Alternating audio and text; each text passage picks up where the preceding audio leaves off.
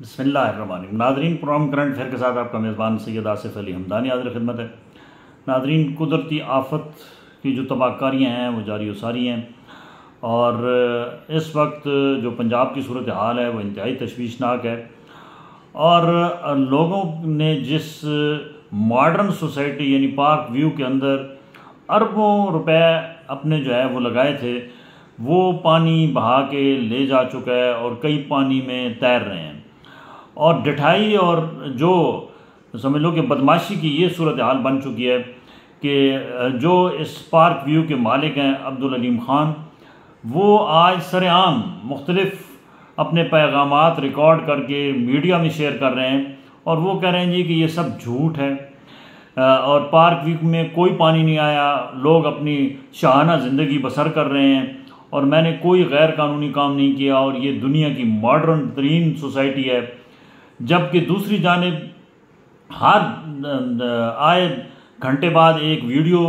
Viral हो रही है और बताया जा रहा है कि किस कदर तबाही और बर्बादी हो रही है और पार्क व्यू मुकम्मल तौर पे जो है वो उसके तमाम जितने भी सेक्टर्स हैं वो डूब चुके हैं और लोगों के वहाँ जो करोड़ों रुपए के घर और उसके अंदर करोड़ों रुपए का जो सामान है वो पानी की नज़र हो चुका है। लेकिन बदकिस्मती समझें कि इस मुल्क के अंदर यही तो सबसे बड़ी ख़राबी रही है कि जिस करप्ट माफिया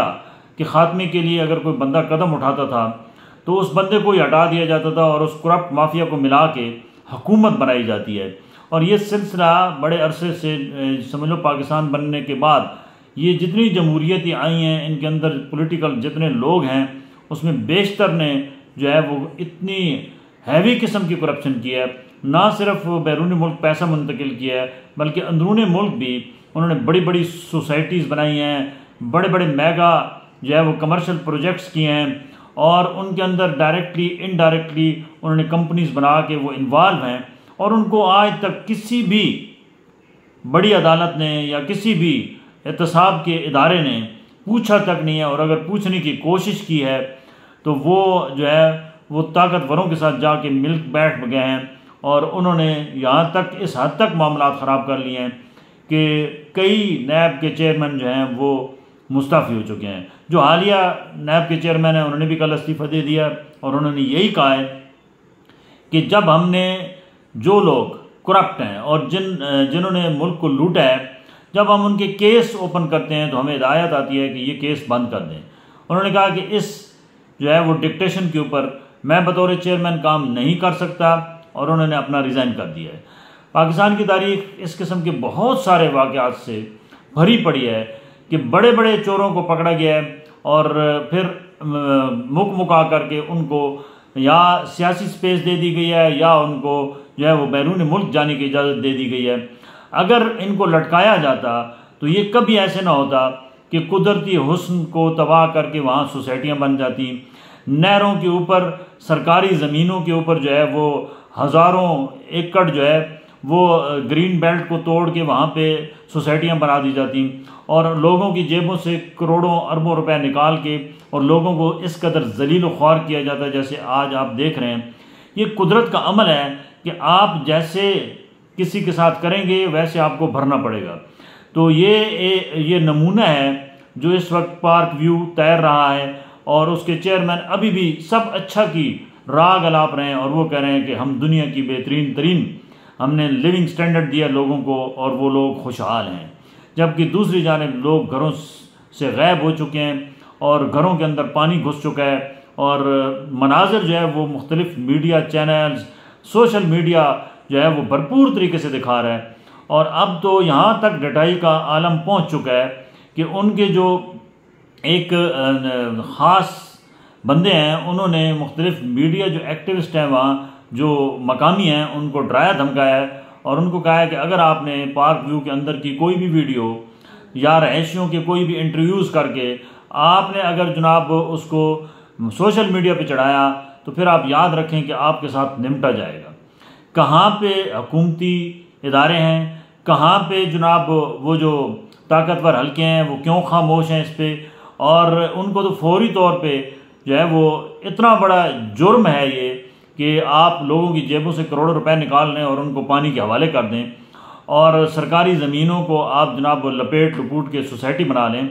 ये एक अलीम ख़ान की कहानी नहीं है।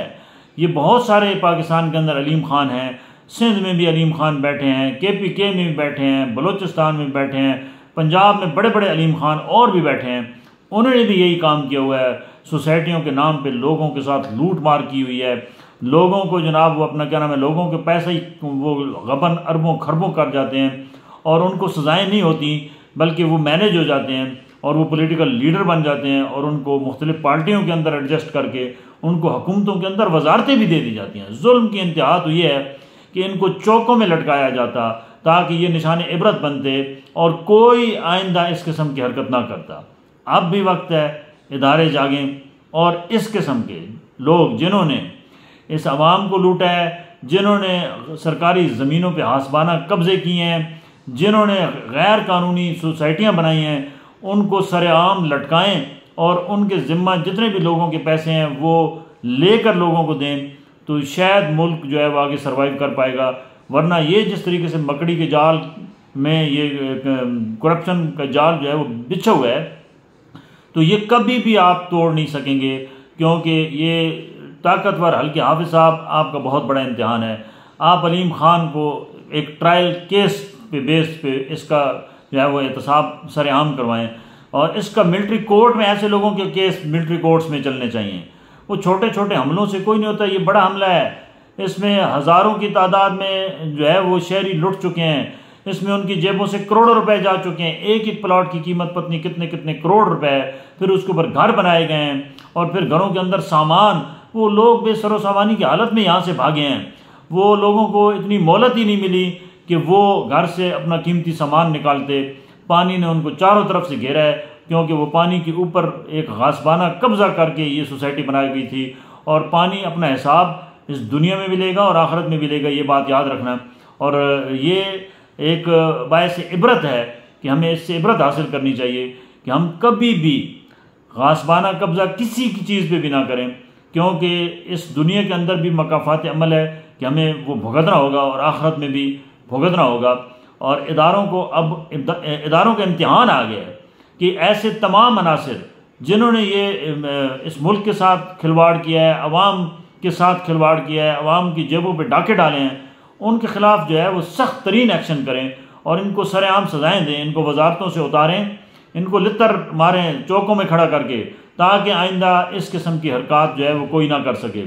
और दूसरा, अवामुन्नास से भी इल्तमास है कि खुदा के लिए इन सोसाइटियों के नाम पे अपनी जमा पूंजी ना लुटाएं। ये सुहाने ख्वाब जो आपको दिखाए जाते हैं, इनके चक्रों से निकलें और हकीकी जो है वो ज़मीनी हक़ाइक़ के मुताबिक अगर आपने कहीं को प्लाट लेना है तो सोसाइटी से ना लें, अपने अलग किसी छोटे मोटे गांव से ले लें, किसी कस्बे से ले लें, किसी शहर से अपना प्लाट ले लें। इन सोसाइटियों के अंदर अपना वसाइल सब झोंक के अपने आप को बर्बादी और तबाही के दहाने पे ना खड़ा करें, वरना यही हालात रहेंगे जो इस वक्त हैं। बहुत शुक्रिया।